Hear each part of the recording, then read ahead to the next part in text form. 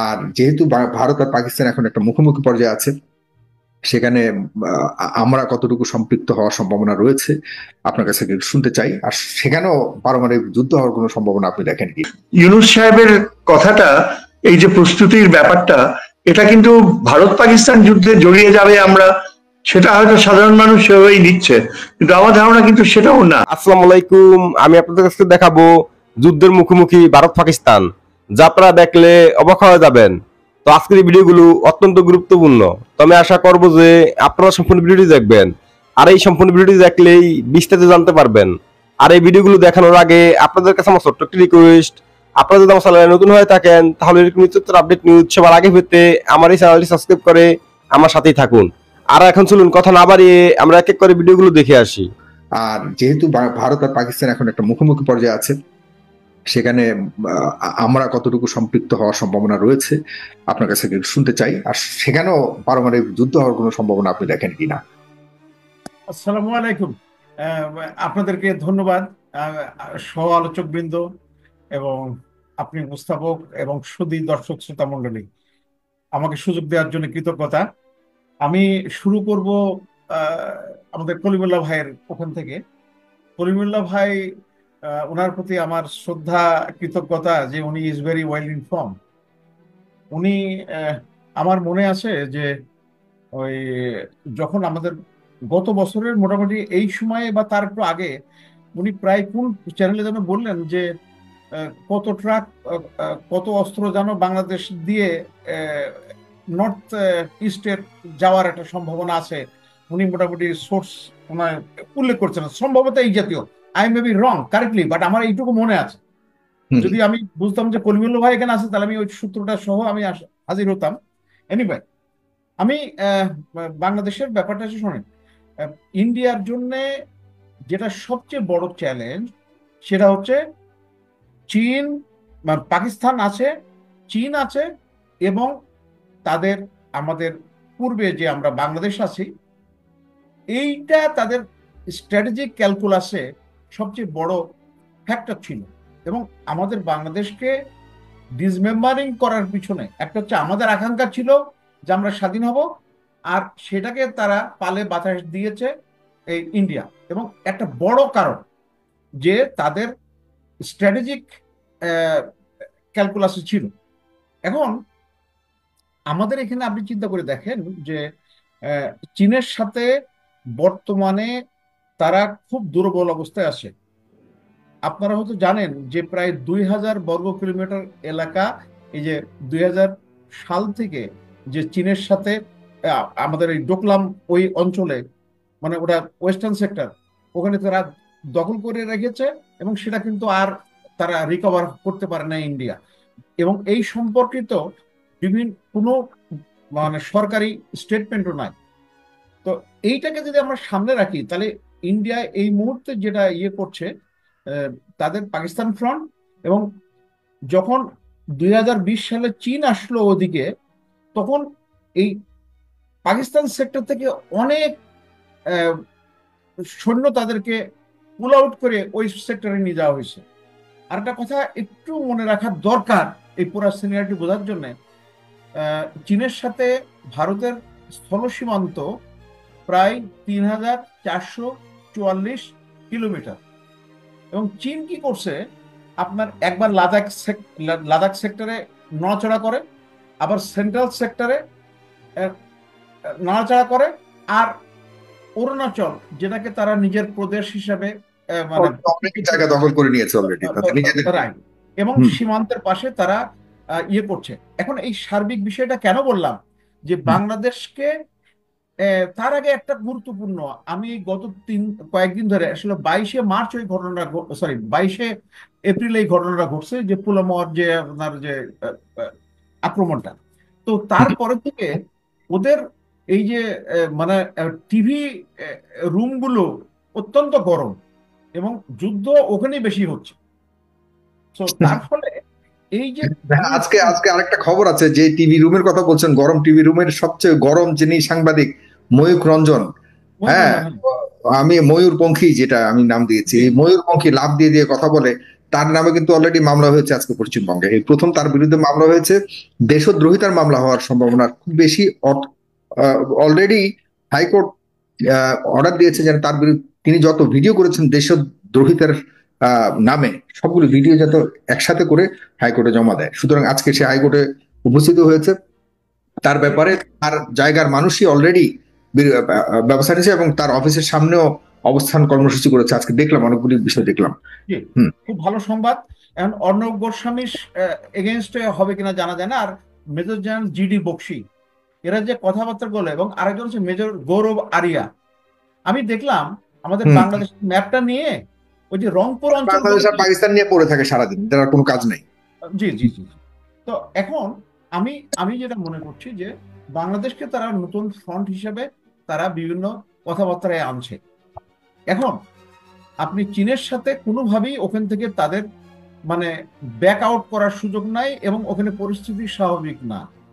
হুম। আর এদিকে পাকিস্তান ফ্রন্টে সবসময় যুদ্ধ অবস্থা থাকে, টুকিটাকি গুলি চলতেই থাকে। আচ্ছা, সর্বশেষ যেটা হয়েছে, এবং এটা আমি যে তথ্যটা এখন বলছি, এটা হচ্ছে ওদেরই থিঙ্ক ট্যাঙ্কের একজন লোক, উনি আহ, এই নামটা ঠিক আমার এই মুহূর্তে মনে আসছে না, উনি এই 3-4 দিন আগে এই সর্বশেষ পরিস্থিতি নিয়ে একটা ভিডিও করেছেন। আমি ওটা ফলো করি, আমি ওই দি প্রিন্টের। তো হুম। এখন এই ভদ্রলোক বলল যে দেখেন, বা বা সরি, তার আগে আমি আজকে সন্ধ্যেবেলা আপনার অনুষ্ঠানে চলার আসার আগে ইন্ডিয়ান এয়ারফোর্সের একজন এয়ার ভাইস মার্শাল, উনি এখন ইউএসএ তে আছেন, তার সাথে কারণ থাপরের সাথে তার সাক্ষাৎকার হচ্ছিল। উনি বললো যে তাদের এয়ারফোর্স খুব খুব খারাপ অবস্থায় আছে।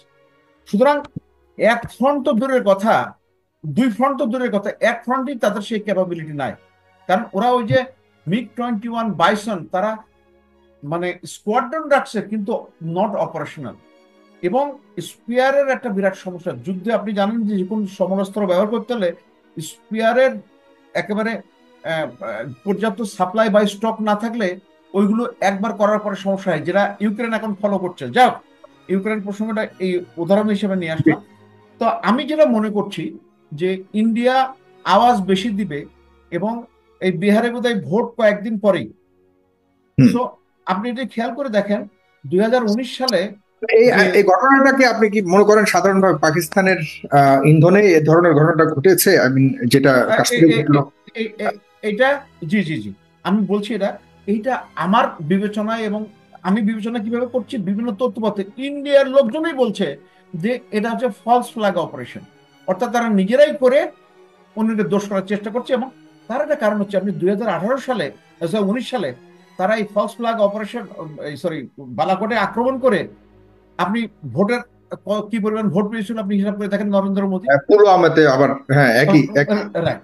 আবার এখনো এই যে বিহারে ভোট আছে কয়েকদিন পর, এই জন্য এগুলো বাক সর্বস্ব হচ্ছে। আর কলিমুল্লাহ বাহির সাথে আমি একটা বিষয়ে আমি একটু, উনি খুব বেশি আহ, ওজন দিচ্ছেন, মানে ভারত। ভারতকে অনেক বেশি, আমার মনে হয় মাত্রাতিরিক্ত ওজন দিচ্ছেন। তবে হুম। কলিমুল্লাহ ভাইয়ের কাছে আমার একটা প্রশ্ন থাকলো, 3টা নির্বাচনে উনি জানি পকের সদস্য ছিলেন, ওনার মূল্যায়নটা পেলে আমাদের জন্য ভালো হবে। ধন্যবাদ, আসসালামু আলাইকুম। জি, আপনাকে ধন্যবাদ, আপনাকে অনেক ধন্যবাদ। আমি এবার একটু যেতে চাই জনাব ফজলুদ্দা বাবুল, আপনি কিভাবে দেখছেন রাজনৈতিক বিবেচনা এবং কূটনৈতিক ভাবে তো আমি আমাদের পরিচয় নাই সেটা, তবুও আমরা তো দেখি মোটামুটি এখন বাংলাদেশ কেন সারা বিশ্বের সবাই হাতে, সবার ইন্টারনেট কানেকশন থাকার কারণে আমরা সব কূটনৈতিক অবস্থাও জানতে পারি যে, আর তাছাড়া ভারতের কূটনীতি জানাটা খুব বেশি আহ মানে কঠিনও না। ভারতের অনেক সিক্রেট এখন প্রকাশ হয়ে গেছে। ভারত কি জন্য কোন ঘটনা ঘটায় এখন এটা বাচ্চারাও জানে। এখন আর আগের মতো সিরিয়াসলি কেউ নেয় না। সুতরাং আপনি কিভাবে দেখেন, কিভাবে মূল্যায়ন করেন এই বিষয়গুলিকে, জনাব ফজলুদ্দা বাবুল? ধন্যবাদ সাগর ভাই। আমার বিশ্ববিদ্যালয়ের শিক্ষক আছেন Nazmul Hasan Karimullah sir, professor doctor Mostafa Sarwar sir আছেন, major Zaman, all are very প্রাজ্ঞ ধীমান মানুষ বাংলাদেশের, নিঃসন্দেহে।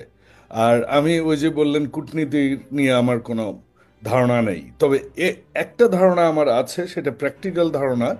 ভারত এবং বাংলাদেশে আমার থাকবার সুযোগ হয়েছিল কাজের ক্ষেত্রে। আমি ভারতে ছিলাম 2 টার্মে প্রায় 10 বছর, আর হুম। পাকিস্তানকে আমি দুবাই বেসড হয়ে পাকিস্তানে ব্যাপক যাওয়া আসা করেছি। সো ওই প্রেক্ষিতে আমি কিছু ইনপুট দিতে পারি। আজকে খুব সুন্দরভাবেই কিছু শব্দ এসেছে, যেমন টিভি রুমে এখন তুমুল লড়াই চলছে মানে ভারতের যুদ্ধ টিভি রুমের ভিতরে, আর কোথাও নেই। টিভি রুমে হচ্ছে। এই শব্দটার সাথে আগে আমার সিনেমায় বাস্তব হতো, এখন আর ওরকম সিনেমা করতে দেয় না ভারতীয় সরকার, এখন টিভি রুমে হয়। একদম একদম এই শব্দটা যথার্থই এসেছে। দ্বিতীয় যে বিষয়টি সেটি হচ্ছে যে আরেকটি শব্দ খুব ভালো এসেছে, যে তারা নিজেরাই করেছেন, মেজর জামান বলেছেন। তার আরেকটা সিম্পটম আমার কাছে মনে হলো, ভারত কিন্তু তার দূতাবাসগুলির মাধ্যমে সংবাদ সম্মেলন করে বিভিন্ন দেশে এটা প্রচার করার খুব চেষ্টা করেছে, জানান দেওয়ার চেষ্টা করেছে যে এটা মানে তারা স্টোরিটা মঞ্চস্থ করবার খুব একটা প্রক্রিয়া চালিয়েছে। আর তারপর নরেন্দ্র মোদী সাহেবের যেটা ঘটনা আপনি দেখেছেন, যে মুসলমানদের বাড়ি বাড়ি টার্গেট করে গুড়িয়ে দেওয়া হচ্ছে, মুসলমান পুলিশও রক্ষা পায়নি সেখানে। সো তার 2-3 রকমের অ্যাডভান্টেজ নিয়ে উনি খেলা করবার চেষ্টা করছেন, যেটা হাসিনা আমাদের দেশেও করেছেন বেশ কিছুদিন। তারই গুরু, হাসিনারই গুরু হচ্ছেন নরেন্দ্র মোদী। কাজেই সামনে হুম। নির্বাচন, এই সব কিছু বিষয়ই আছে। কিন্তু তারপরেও যদি আপনি বলেন যে কোন পক্ষের অবস্থান কিরকম, হুম। সেটাতে যদি আসি, আমার ব্যক্তিগত তাদের বিভিন্ন কর্মকর্তা বা প্রশাসনিক কর্মকর্তা যারা আছেন, সচিব পর্যায়ে, তাদের সেই 2005 থেকে 2014 পর্যন্ত তাদের সাথে বিভিন্ন ডিলিংয়ে কথাবার্তায় আমার যেটা মনে হয়েছে, ভারত কোনোদিনও পাকিস্তানের সাথে যুদ্ধে জড়াবেন না। হুম। এটার কারণটা হচ্ছে যে 65টা তাদের খুবই একটা দুঃস্বপ্ন। আর ভারত যেটা সবসময় বলে এসেছে, যে 71-এ আমাদেরকে সহযোগিতা করেছে, 73-এ আবার সে পার্লামেন্টে বিল পাশের মাধ্যমে বাংলাদেশের এগেনস্টে যে কমার্শিয়াল কোনো ইনভেস্টমেন্ট হবে না, এই তাদের এবং এখনকার যেসব উন্মোচন হচ্ছে, কাজে ভারতের ওই ক্রেডিবিলিটিটা আর নেই, কোথাওই কিছু নেই। ওই যে আসাদুজ্জামান নূরের সেই নাটক, কোথাও কেউ নেই, বাকের ভাই এখন জেলে।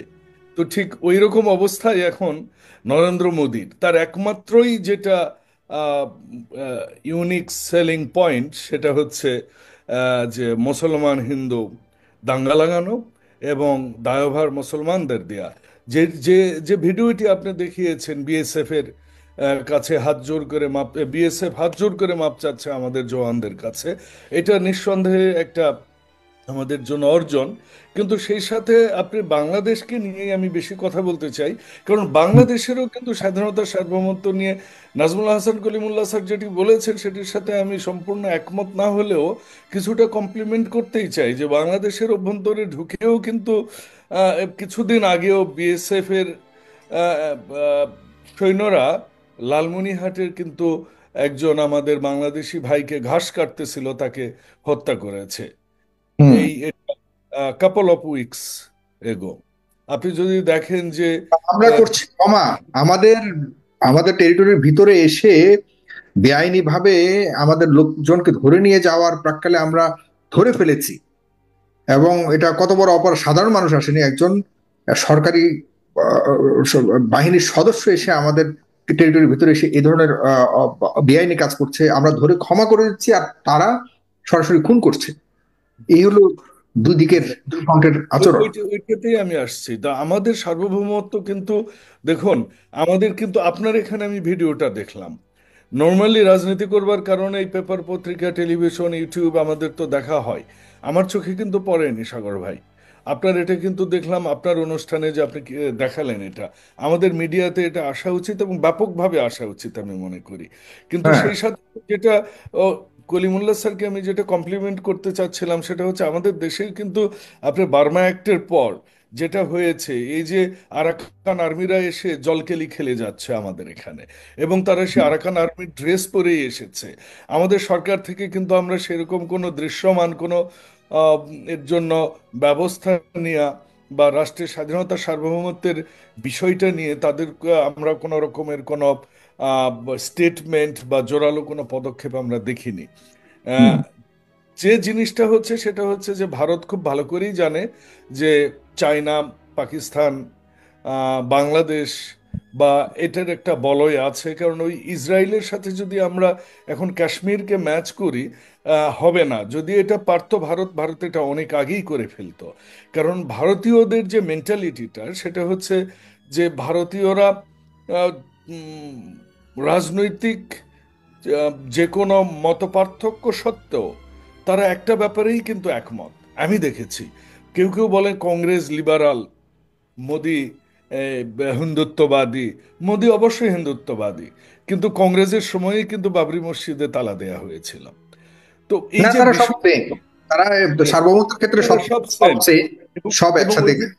ওই যে হুম। বললাম, আমার আমার অবস্থানগত কারণেই, আমি মেশার কারণেই আমি এই জিনিসটি দেখেছি। এবং ভারতীয়দের ধারণা, এখনো কিছু কিছু ভারতীয়দের ধারণা, বাংলাদেশে বোরখা পরা ছাড়া কোনো মেয়ে বের হতে পারে না। হুম। বাংলাদেশে হিন্দুরা তাদের নাম রাখতে পারে না।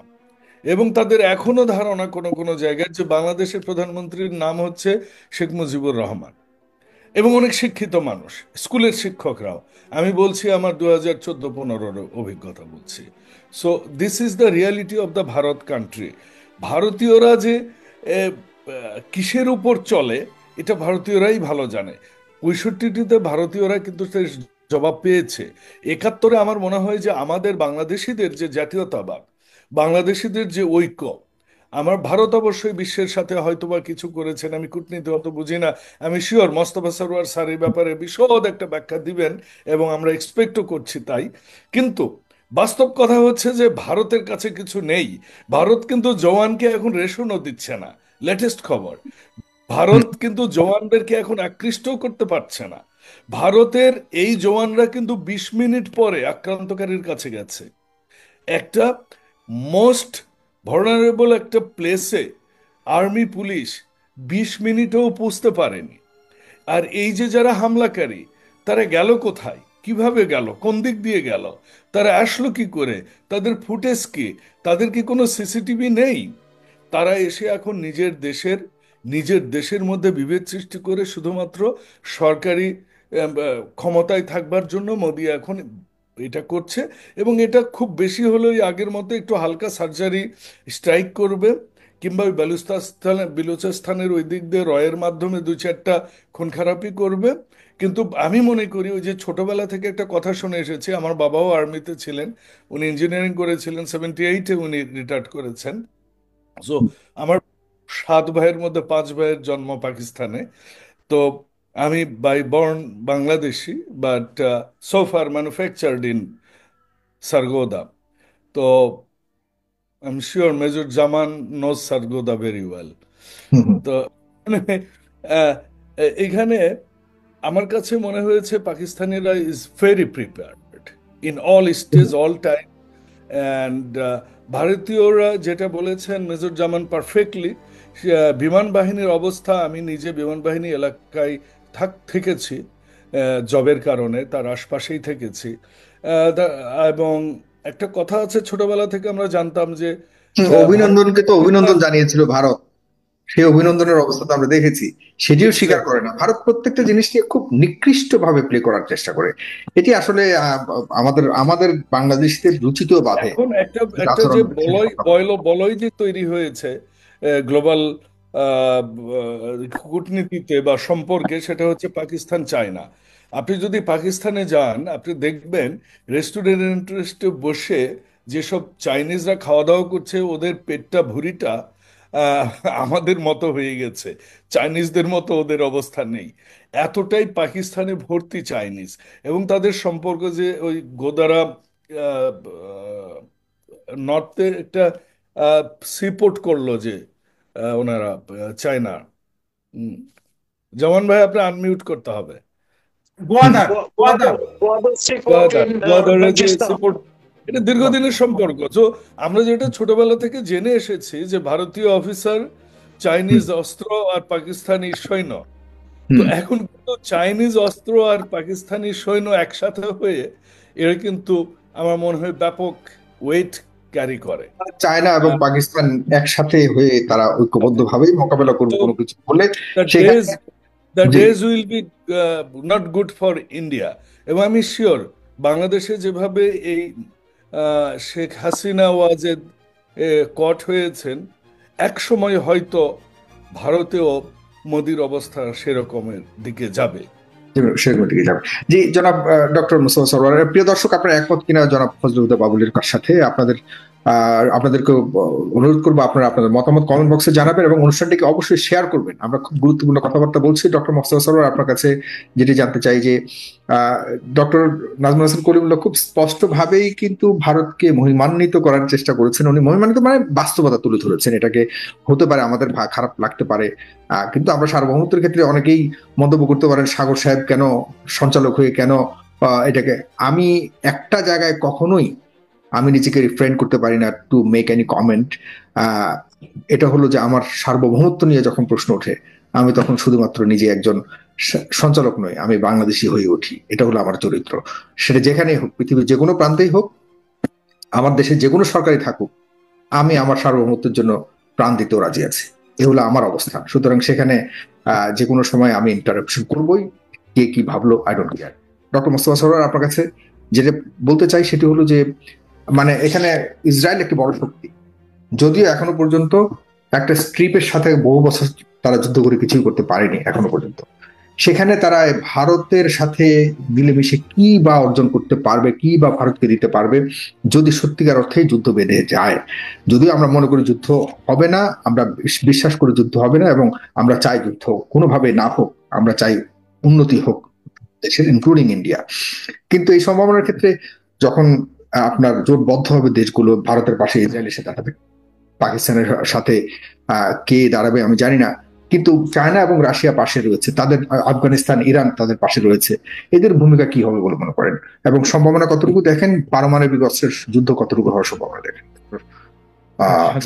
আমি সমস্ত দর্শক মন্ডলী যারা শুনছেন আপনাদেরকে আমার শুভেচ্ছা জানাচ্ছি, আর আমার সঙ্গে যারা সহ আলোচক আছেন সবাইকে আমার প্রাণ ঢালা শুভেচ্ছা। আজকে আমি যে জিনিসগুলোকে লক্ষ্য করলাম আন্তর্জাতিক প্রেস, আমি সেটাকে উল্লেখ করতে চাই। সেখানে আমার যেন মনে হচ্ছে যে there will be a minor incursion by India into Pakistan, এবং সেটা that could include the Kashmir, আজাদ কাশ্মীরেরও ভেতরে হয়তো ইনকারশন হতে পারে। এটা কিন্তু কয়েক ঘন্টা আগে এটা ফক্স নিউজে ছিল, এবং সবচেয়ে যেটাকে আমি বেশি গুরুত্বপূর্ণ মনে করি নিউ ইয়র্ক টাইমস, তারাও কিন্তু বলেছে একদিনের বেশি আগে, তারা বলেছে যে there could be a minor incursion by India into Pakistan, India হয়তো পাকিস্তানকে আক্রমণ করে বসতে পারে। এটা হলো এখানে, এবং এটা কিভাবে পাকিস্তান জেনেছে সেটাও একটা ইন্টারেস্টিং। যেটা মিডল ইস্টের যারা বন্ধু, মানে ভারতের বন্ধু আবার পাকিস্তানের বন্ধু, তারাই এই ইনফরমেশনটাকে পাস করেছে to Pakistan and also to China. চায়নাও এই সূত্র থেকে জেনেছে। কাজেই আগামী কয়দিন যে কি হতে পারে আমরা এখনো প্রেডিক্ট করতে পারছি না, তবে একটা ছোট লিমিটেড ওয়ারে সেনাদেরকে প্রস্তুত থাকতে বলেছে আজকে, এবং সেনাদেরকে যুদ্ধের জন্য প্রস্তুত করছে অলরেডি। সম্ভাবনা রয়েছে, এটাকে উড়িয়ে দেওয়া যাচ্ছে না। ধন্যবাদ। প্রফেসর ইউনুস যে কথাটা বলেছে যুদ্ধ সংক্রান্ত, এই কথায় প্রচন্ড অর্থপূর্ণ কিছু ধারণা রয়েছে, এবং আমার মনে হয় আমাদের স্পেশালি আমাদের সামরিক বাহিনী ওনার কথায় একটা খুবই স্পষ্ট ইঙ্গিত পেয়েছে যে সামনে যে আসছে সেটা কিন্তু অত্যন্ত গুরুত্বপূর্ণ একটা ভূমিকা হবে আমাদের বাংলাদেশের সামরিক বাহিনীর জন্য। ইউনুস সাহেবের কথাটা, এই যে প্রস্তুতির ব্যাপারটা, এটা কিন্তু ভারত পাকিস্তান যুদ্ধে জড়িয়ে যাবে আমরা, সেটা হয়তো সাধারণ মানুষ সেভাবেই নিচ্ছে, কিন্তু আমার ধারণা কিন্তু সেটাও না। ভারত পাকিস্তানের যুদ্ধ বিষয়টা একরকম, আর আমাদের এখানে একটা আঞ্চলিক যুদ্ধ হওয়ার মতো পরিস্থিতি, যেটা মায়ানমারকে নিয়ে হচ্ছে, মার্কিন যুক্তরাষ্ট্র বাংলাদেশ বার্মা অ্যাক্টের বাস্তবায়নের প্রক্রিয়া, সেই দিক থেকে আমার মনে হয় প্রফেসর ইউনুস খুব সুস্পষ্ট ধারণা ছিল।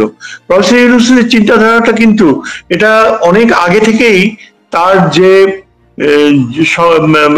সম্পর্কের ধারণা মার্কিন যুক্তরাষ্ট্রের সাথে, ডক্টর খলিল আমেরিকান অ্যাডভাইজে তাকে নিয়ে এসে মায়ানমার বিষয়ে হাই রিপ্রেজেন্টেটিভ করা এবং তাকে ন্যাশনাল সিকিউরিটি অ্যাডভাইজারের দায়িত্ব দেয়া, মার্কিন যুক্তরাষ্ট্রের সাথে ডক্টর ইউনূসের যে একটা অত্যন্ত রিলায়েবল সম্পর্ক, এটা এই বাস্তবতাটা গড়ে উঠেছে একটা পর্যায়ে। আমাদের হয়তো মনে আছে যে প্রেসিডেন্ট ট্রাম্প আসার পরে 3টা জায়গায় কিন্তু সামরিক ইনভেস্টমেন্টের প্রতিশ্রুতি দিয়েছে। প্রথমটা স্বাভাবিকভাবে ইসরায়েলে, দ্বিতীয়টা ইউক্রেনের পক্ষে, না চাইলেও তাকে দিতে হয়েছে, তৃতীয়টা third investment, Trump's investment was very surprising, এটা ছিল এই রাখাইন রোহিঙ্গা ইস্যুতে তার যে ফিনান্সিয়াল, এটা এই সুখবরটা দিতেই উইদিন কোর্ট সুখবর জাতিসংঘের সেক্রেটারি জেনারেল ঢাকায় আসলেন। ঢাকায় আসার কিন্তু ইউনূস সাহেবের প্রতি তার যে আকর্ষণ সেটা মূল কথা ছিল না। ঢাকায় উনি এসছেন যে এই যে রোহিঙ্গাদের জন্য যে অর্থ বরাদ্দ করা হয়েছে সেটা আগের তুলনায় প্রায় অর্ধেক হলেও এটার একটা যে সিগনিফিকেন্স রয়েছে সেই জিনিসটাই কিন্তু বাংলাদেশকে তিনি তুলে ধরতে চেয়েছেন। এর পাশে এই বিষয়টাকে আমি লিংক করতে পারি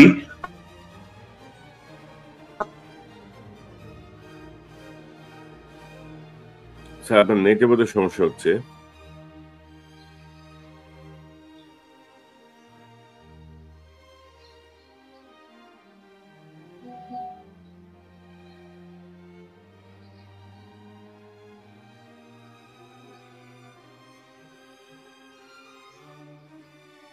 আমার মনে হয় স্যারের বোধহয় টেলিফোনে স্যার কথা বলছেন, তো টেলিফোনে সম্ভবত কল আসছে।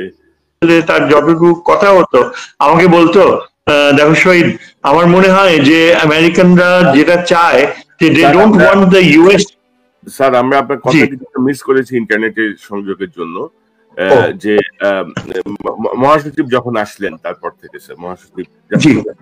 আচ্ছা, যখন ঢাকায় জাতিসংঘের মহাসচিব আসলেন তিনি যে ইউনূস সাহেবের প্রতি তার প্রচন্ড শ্রদ্ধাবোধ, সেটাই কিন্তু মুখ্য উদ্দেশ্য ছিল না। মুখ্য উদ্দেশ্যটা ছিল এজন্যে যে প্রেসিডেন্ট ট্রাম্পের পলিসিতে এই যে রোহিঙ্গা ইস্যুটা স্থান পেয়েছে 3টা মেজর অ্যালোকেশনে, সেটার অর্থ কি, সেটা মিনিংফুল করতে কি করতে হবে।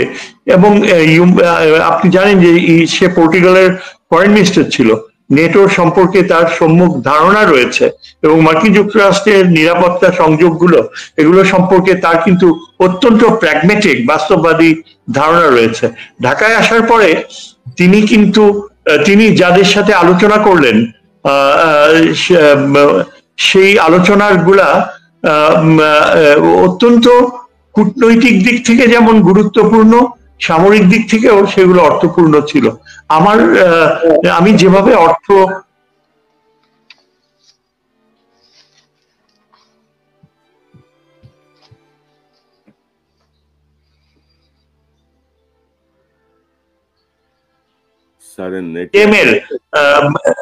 সার্ভ করেছেন বাংলাদেশ আর্মিতে, বিএনপি তে খালেদা জিয়ার সিকিউরিটি অ্যাডভাইজার, সে এইসব বিষয়ে তার চাইনিজ ডিএ ডিফেন্স অ্যাডভাইজার আর মার্কিন ডিএ ডিফেন্স অ্যাডভাইজারের সাথে তার মূলত খুব ভালো যোগাযোগ ছিল।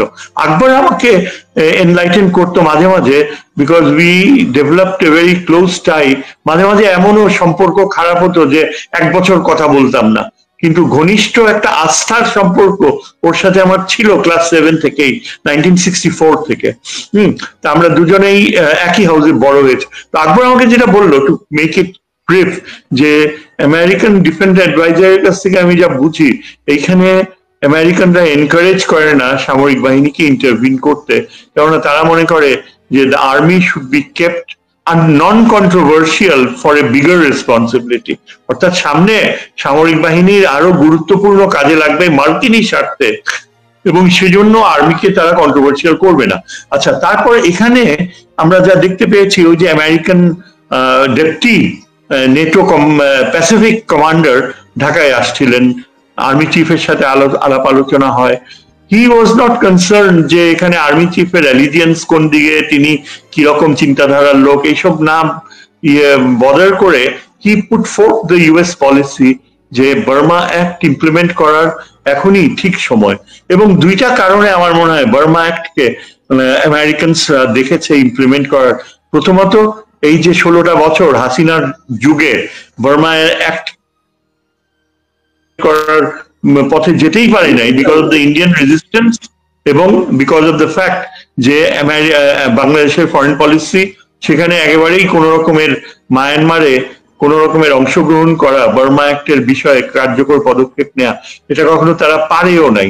মাঝে মাঝে মার্কিন কূটনীতিকদের সাথে ঢাকায় যখন আলোচনা হতো, দু একজন এরকম বলেই ফেলতো, মানে ধরেন খুব ইনফর্মালি রাস্তায় হাঁটতে হাঁটতে বলতো যে তোমাদের এখানে কিছুই হয় না, ইউএস স্ট্র্যাটেজিক ডায়ালগ হয় প্রত্যেক বছরে, but it ends up in a stalemate because you guys don't even move forward, there is nothing you can do.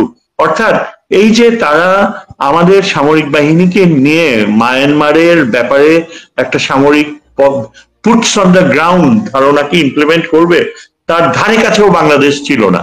So এই যে হাসিনার চলে যাওয়া, আর সেকেন্ডলি যেটা ইম্পর্টেন্ট এখানে, এই ঠিক এই সময়টাতে আরাকান আর্মি রাখাইনে এমার্জ করলো as the most important actor. সামরিক বাহিনীর যে মায়ানমার যে মিলিটারি রেজিমের অবস্থান এখানে এতই দুর্বল হয়ে গেল যে মার্কিন যুক্তরাষ্ট্রের জন্য আর কোনো সন্দেহ ছিল না যে আগামীতে এই আরাকানে নিয়ন্ত্রণ কাদের হাতে থাকবে।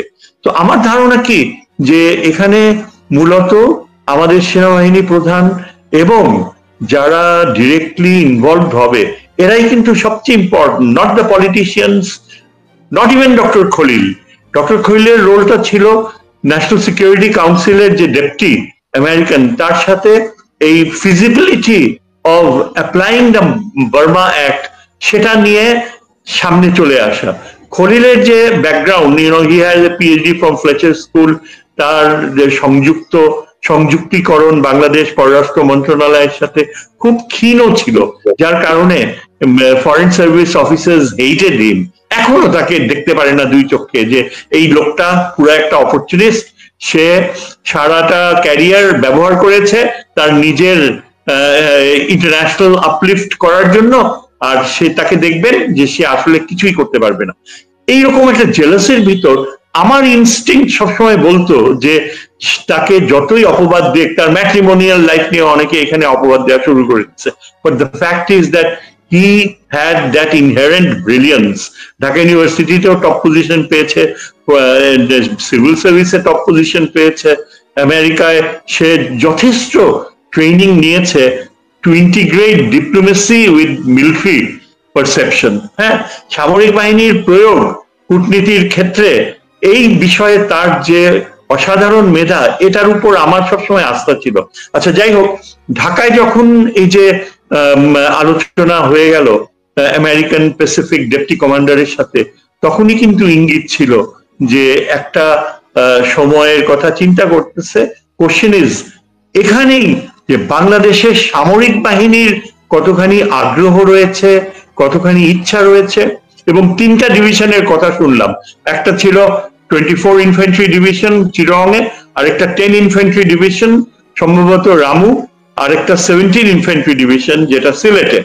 এই 3টা ডিভিশন, স্পেশালি জিওসি চিরং, মেজর জেনারেল মুশফিক বোধহয়, very dedicated officer, very committed to the idea of saving Feni from the Indian greed. এই ধরনের আমার ধারণা যে এরাই হচ্ছে এইটা 3টা ডিভিশনের the division commanders and the senior officers, they were the ones to decide যে সামরিক পদক্ষেপ নেওয়া আদৌ বাস্তবসম্মত কি না। এবং আমার ধারণা বাংলাদেশ আর্মি হচ্ছে যে এটা definitely is a positive move. Americans played a very key role, যে তারা এটা বললো যে আমরা তোমাদের পুরা লজিস্টিক্যাল সাপোর্ট দেব। আমার এখানে মনে হয় যে যদি বাংলাদেশের টপ ব্রা সিদ্ধান্ত নিয়ে থাকে যে বার্মা অ্যাক্ট অনুযায়ী তারা মায়ানমারে যাবে, এর জন্য পূর্ব শর্ত হচ্ছে অ্যাবসলিউটলি সার্টেন আমেরিকান কমিটমেন্ট, যে যতটুকু লজিস্টিক্যাল সাপোর্ট লাগবে পুরোটা দেবে। 3টা ডিভিশন যদি হয়ে থাকে সত্যি, যেটা শুনলাম, that amounts to about 24,000 soldiers, এবং সেটা মায়ানমারের আরাকান আর্মির চেয়েও বড়।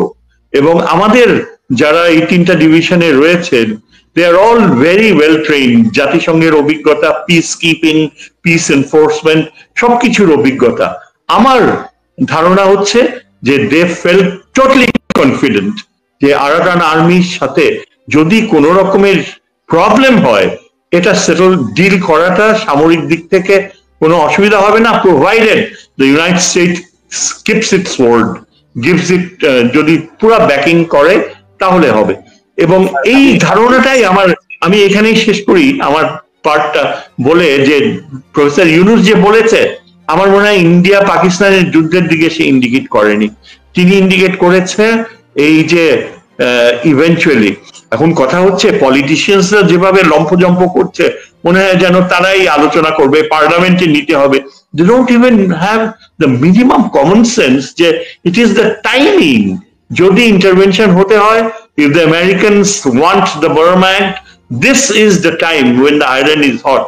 পলিটিশিয়ানসরা কবে পার্লামেন্টে যাবে, আলোচনা করবে, ডিসাইড করবে, that cannot be any decisive factor. তো আমি আর কি এখানেই ছেড়ে দিচ্ছি। আমি আবারও আসছি আপনার কাছে। মেজর সুমন স্যার যে কথাটা বলছেন যে এই মুহূর্তে আসলে আমাদের সেনাবাহিনীর দায়িত্ব হচ্ছে সবচেয়ে বেশি এই পরিস্থিতিতে। আমাদের মানে রাজনৈতিক দল অনেক কথাই বলবে, নেতারা অনেক কথাই বলছেন ইতিমধ্যে, সে বিষয়গুলো নিয়ে আমরা একটু আসবো। তো তার আগে আপনি কি মনে করেন যে বর্তমান পরিস্থিতিতে এটি ট্যাকেল করার জন্য আমাদের সেনাবাহিনী কতটুকু প্রস্তুত, বা আমাদের সেনাবাহিনীর বিষয়টা আপনি কিভাবে দেখেন? যে কারণ ধরেন বার্মা অ্যাক্ট যদি বাস্তবায়ন হয়, বা হিউম্যান করিডোর যেটা বলা হচ্ছে, মানবিক করিডোর, হিউম্যানিটেরিয়ান করিডোর, এই করিডোরের ক্ষেত্রে সবচেয়ে বড় বাধা হবে কিন্তু ইন্ডিয়া। এবং ইন্ডিয়া কিন্তু স্যার বলছিলেন যে ইন্ডিয়ার কারণে এতদিন ধরে আরাকানকে কোনো সাপোর্ট দেওয়া যায়নি। তো বর্তমান পরিস্থিতিতে আমাদের সেনাবাহিনী কেমন অ্যাক্ট করতে পারে, বা এই যে ডক্টর ইউনূসের যে যুদ্ধ প্রস্তুতির আহ্বান, সব মিলিয়ে আপনার কাছ থেকে একটু শুনি, আপনার ভাষ্যটা শুনি, একজন সামরিক কর্মকর্তা হিসেবে আপনার বিশ্লেষণটা একটু জানতে চাই। জি, আমি অধ্যাপক শহীদুজ্জামান স্যারের সাথে অলমোস্ট সব কয়টা পয়েন্টে অ্যাকচুয়ালি একমত। দুইটা জায়গায় আমি শুধু আমার ভিউটাকে এক্সটেন্ড করব এইভাবে যে আমাদের প্রথম কথা, আমরা রাজনৈতিক দলগুলাকে এই আলোচনার বাইরে রাখবো, সেটা স্যার সম্ভবত আপনিও বলেন নাই, বাট যে বক্তব্য সেটা এসছে যে এখানে prime decision maker, stakeholder, যাদের ডিসিশনটা অ্যাকচুয়ালি অন দ্য গ্রাউন্ডে, আমি যদি সময়ের সাথে এবং মানে নেসেসিটি ডক্ট্রিনে যাই, তাহলে লিড রোলটাকে আমাদের নিরাপত্তার সাথে সংশ্লিষ্ট তাদেরকেই রাখতে হবে, জাতীয় নিরাপত্তা। এবং এইটাকে আমি অফিসিয়ালি আসলে বলতে পারি না যে এটা একটা সামরিক অভিযান হবে যুক্তরাষ্ট্রের সাথে মিলিত ভাবে। আমি অফিসিয়াল যে ভার্সনটা আছে, যেটা সরকার তো আসলে কিছুই বলতেছে না, অল্প একটু কথা বলছে, এটা একটা হিউম্যানিটেরিয়ান করিডোর এর প্রস্তাবনা আছে, এবং যে ক্ষেত্রে বাংলাদেশ নীতিগতভাবে সম্মত, সরকার থেকে এই কথাটা আসছে। সেইটা যদি আমি সেইভাবে মনে করি, একটা প্যাসেজ তৈরি হবে যেখান থেকে মানবিক সাহায্যগুলা পৌঁছাবে আরাকানের সাধারণ বা নিপীড়িত জনগণের কাছে, যারা অনেক কিছু থেকে বঞ্চিত যেহেতু তারা এনসার্কেলড। সেইটার আলোকে আমাদের আর্মির প্রস্তুতি, আমাদের সরকারের প্রস্তুতি, সেটা কোনো চ্যালেঞ্জিং কিছু না। বাট আমরা যদি অ্যাকচুয়ালি ভাতের নিচে শাকে দেখি যে শাকের নিচে মাছ কতটুকু আছে, সেই জায়গাতে যদি তাকাই, আমরা প্রফেসর শহীদুজ্জামানের বক্তব্যের সাথে মিলাই আমি বলতে চাই যে হ্যাঁ, অবশ্যই এখানে সেনাবাহিনীর পরিকল্পনা, সেনাবাহিনীর সক্ষমতা এবং অভিজ্ঞতা, সেটা খুবই বিবেচ্য একটা ব্যাপার। দেখেন, উনি বলেছেন জাতিসংঘ এবং অন্যান্য পরিস্থিতিতে বাংলাদেশ সেনাবাহিনীর যে সাফল্যের কথা এবং আমাদের যে লিডারশিপ আছে তাদের কথা বলেছেন। এর বাদে আরো একটা জিনিস কিন্তু খুব ইম্পর্টেন্ট, যেটা একটু মিসিং আছে।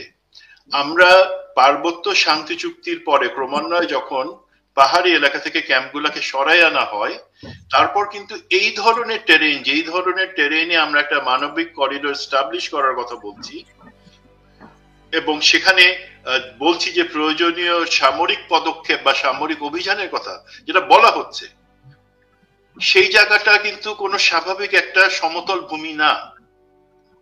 রাখাইনের সেই অঞ্চলটা কিন্তু হচ্ছে আমাদের যে পাহাড়ি এলাকা সেই রকম, এবং এই পাহাড়ে যুদ্ধের অভিজ্ঞতা, পাহাড়ে সামরিক অভিযানের অভিজ্ঞতা, ইভেন লজিস্টিক মেনটেন করার অভিজ্ঞতার জায়গা থেকে কিন্তু আমরা গত অলমোস্ট 28টা বছর সম্পূর্ণভাবে বিচ্ছিন্ন।